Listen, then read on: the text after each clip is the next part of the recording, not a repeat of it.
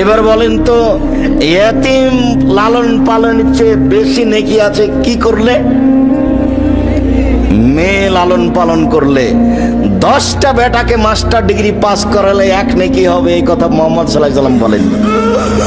শিক্ষা দিয়ে নিজেকে বাঁচালছেন। অবিদিল কুরবা ওয়াল ইয়াতামা ওয়াল মাসাকিন, মিসকিন ফকির মিসকিনের সাথে সদাচরণ করতে হবে।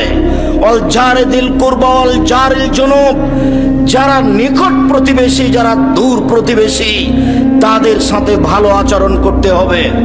আবু হুরায়রা রাদিয়াল্লাহু তাআলা আনহু বলেন, এক খেয়ালে চেয়ে থাকবে, এই চালাই ঘুমাচ্ছ নাকি? অল্প সময়ের মধ্যে আমরা শেষের দিকে চলে আসছি, আপনি অপেক্ষা করুন। রাসূল সাল্লাল্লাহু আলাইহি সাল্লাম বলেন, যে তার প্রতিবেশীকে কষ্ট দেয় সে জান্নাতে যাবে না।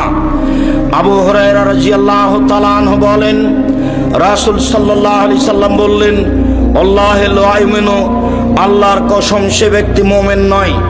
আল্লাহর কসম সে ব্যক্তি মুমিন নয়। আল্লাহর কসম সে ব্যক্তি মুমিন নয়। বলা হলো, আল্লাহর নবী কে মুমিন নয়? তখন আল্লাহর নবী বললেন, মাল্লা ইয়ামান জারুহু বাওয়াইকাহু, যে তার প্রতিবেশীকে কষ্ট দেয় সে মুমিন নয়।